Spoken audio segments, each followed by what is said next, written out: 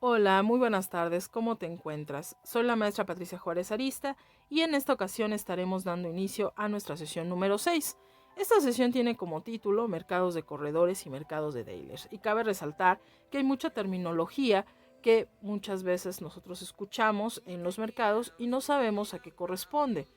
Todos estos mercados son guiados por personas profesionales que conocen sobre los procesos de compra y venta de acciones.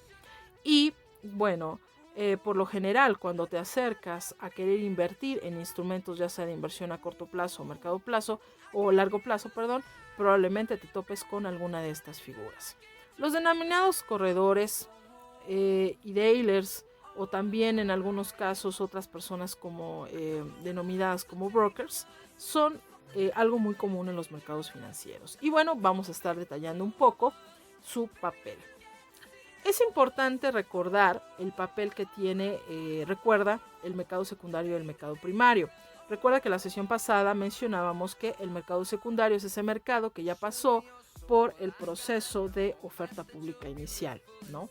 Entonces, por lo general los mercados secundarios proporcionan liquidez a las personas que desean comprar estos títulos y también ofrecen, dice, un mecanismo de evaluación continua y esto también se va a reflejar en el valor de estos títulos. Pero todo esto se basa en información y la información es indispensable para las personas profesionales que se encargan de hacer estas compras y estas ventas de títulos y también para ti como inversor, porque al final tú sabes y tienes la decisión de las inversiones que realizas. Por lo tanto, vamos a hablar de aquí de dos mercados que son importantes dentro de los mercados de valores y uno es el mercado Nasdaq, que bueno, actualmente también es tomado como índice, el índice Nasdaq. Este es un importante segmento dentro del mercado secundario y bueno, es uno de los primeros que empleó las plataformas de negociación. Es decir, todas las transacciones que se realizan aquí son de manera totalmente electrónicas. Y de ahí que las empresas que están muy ligadas al Nasdaq sean también de las empresas más vanguardistas en el mercado de valores. Y por eso conforma el índice Nasdaq.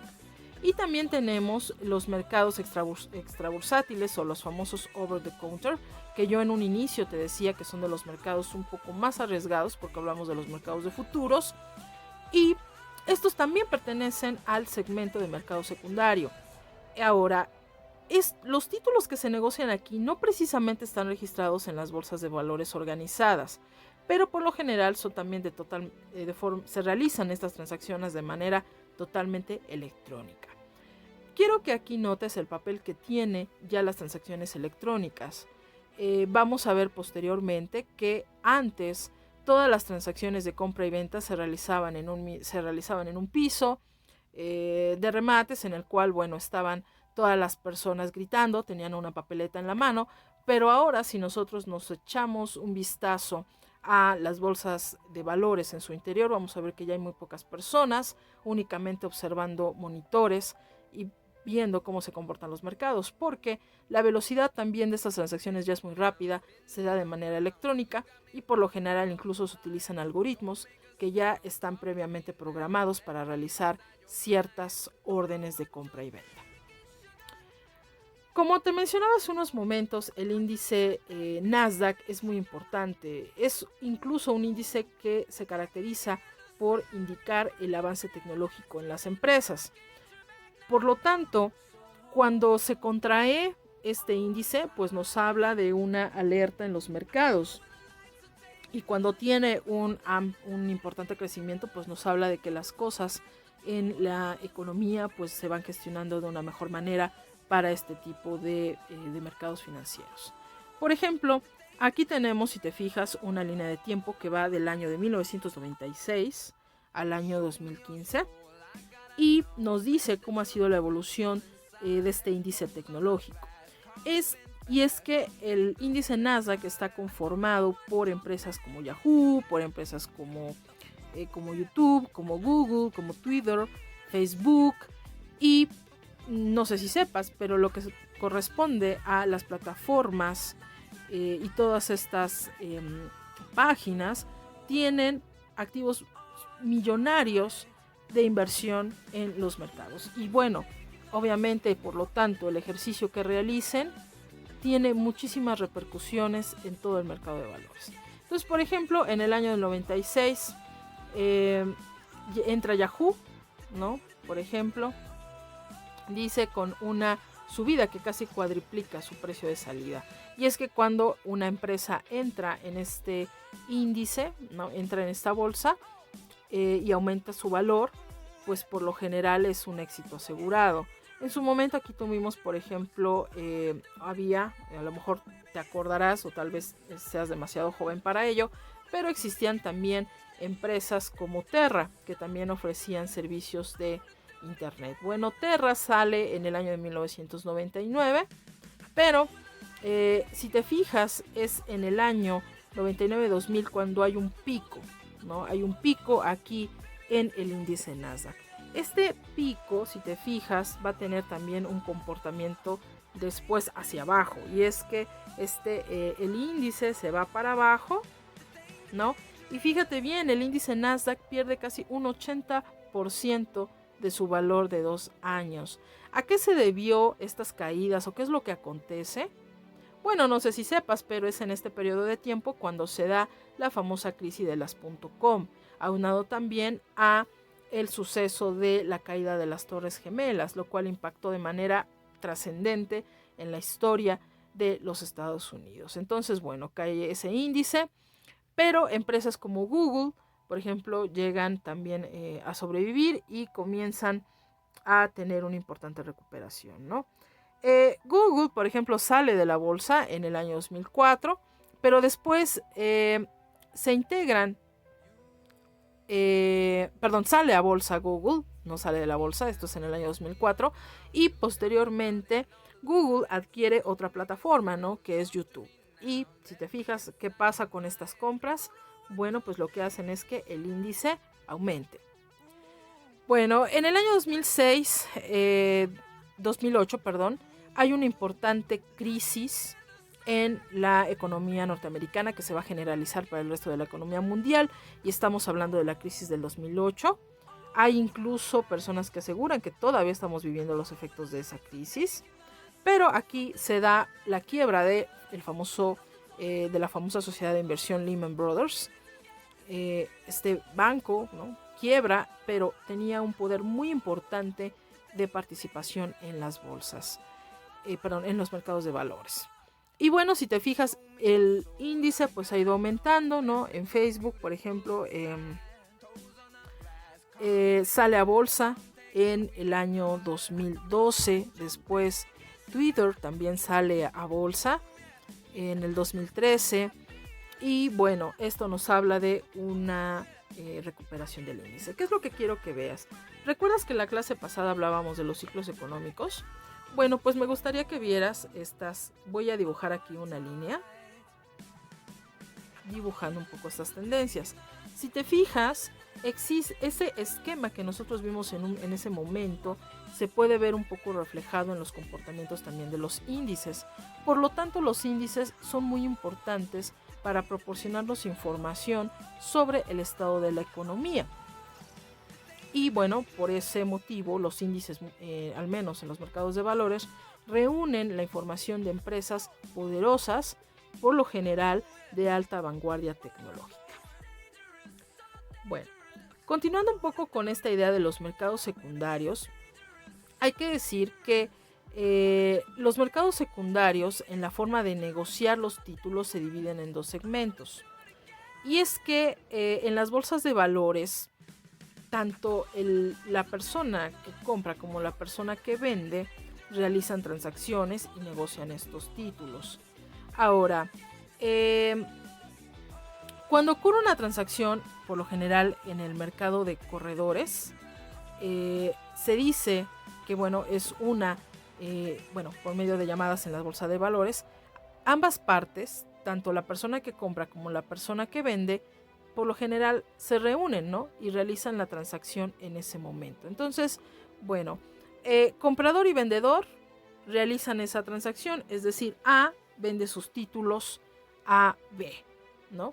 Y en este momento es cuando interviene la figura de el corredor, porque es importante tomar en cuenta lo siguiente, y aquí lo voy a dibujar. Si tenemos, por ejemplo, una persona A, que decíamos es la que desea comprar cosas en el mercado de valores, no títulos, y tenemos una persona B que desea vender esos títulos, bueno, es complicado que A y B se encuentren en un mercado tan grande, hablando mundialmente, con un número de transacciones impresionantes. Entonces, ¿quién es el intermediario? Tiene que haber una persona que comunique a ambas figuras. Y la persona que comunica a ambas figuras, pues es el corredor. El corredor es una persona a la cual, que trabaja directamente en los mercados financieros y que se va a encargar de unir las transacciones de estas dos partes. Y esto, es en un mercado. ¿Qué va a buscar el individuo A, que es el que está comprando? Bueno, el individuo A va a buscar que el precio al cual compre sea el más barato posible. Pues sí, si vas a comprar algo, vas a buscar siempre que ese precio sea lo más barato. Pero el individuo B va a buscar que lo que venda se venda al precio más caro posible. Y esto, va a generar entonces un precio. Ese precio, por lo general, es el que guía al mercado. Y el corredor es el que realiza la unión entre A y entre B. Los corredores, pues obviamente se les paga una comisión por realizar esta unión entre estas dos personas, porque decíamos, el mercado es sumamente grande. Bueno, entonces por eso hablamos aquí de un comprador y un vendedor. Y de esa manera se realiza esta transacción, ¿no? Entre A, que vende, entre A, que quiere comprar títulos, en el ejemplo que te puse, y B, que los quiere vender. Entonces, pues sí, es el corredor el que ayuda a que estas transacciones se realicen, y por lo general en las bolsas, cuando se realiza esto, es en el denominado piso de remates. Ahora, los mercados, por lo general, estos mercados de dealers, ¿no? En los mercados de dealers nosotros estamos hablando de mercados en los que el comprador y el vendedor no establecen un contrato directamente, sino que las órdenes son ejecutadas por estos dealers. Y estos dealers se encargan de crear ciertos mercados especializados con un título determinado, ¿no? Por ejemplo, hay mercados que se especializan en ciertas cosas y para realizar esa unión, quien interviene son estas personas, los dealers.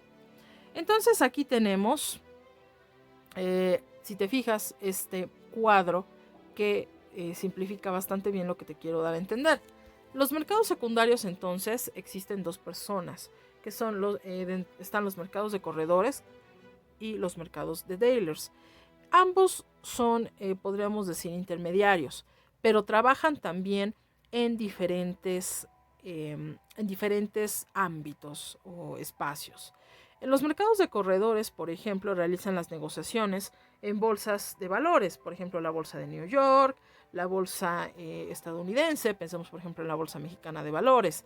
Y también existen negociaciones regionales. Hay mercados que se encuentran en ciertas regiones muy específicas que comercian productos también específicos, pero aquí tenemos, por ejemplo, Boston, Filadelfia, el Pacífico, Cincinnati, que son negociaciones regionales. Entonces aquí es donde se insertan los corredores. Y tenemos también los dealers. Los dealers, si te fijas, trabajan en plataformas que son más electrónicas. En el inicio de la sesión hablábamos de Nasdaq y hablábamos de los mercados over the counter, que decíamos que se realizan, que son mercados que realizan transacciones electrónicas, incluso construyendo hasta sus propios índices, como el índice Nasdaq. Y aquí tenemos Nasdaq Nacional. Ojo, Nasdaq por lo general también se subdivide en mercados nacionales, que son donde entran empresas de manera más general, y empresas también que son un poco más selectas, ¿no? Y también en el en cuanto al mercado de capitales. Y en los mercados over the counter tenemos estos tableros OTC y las famosas hojas rosas, que deben su nombre a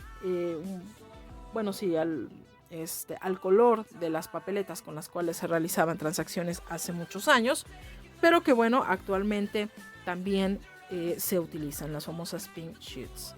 Bueno, la diferencia entonces entre corredores y dealers también tiene que ver con el espacio de negociación, pero quiero que quede claro aquí una cosa: ambos son intermediarios entre el comprador y el vendedor, solo que lo hacen ya sea desde las bolsas o desde estas plataformas, estos mercados con plataformas electrónicas que son muy especializados también y que se han vuelto muy importantes en los últimos años. Bueno, pues me gustaría dejar, la siguiente clase estaremos continuando con este tema.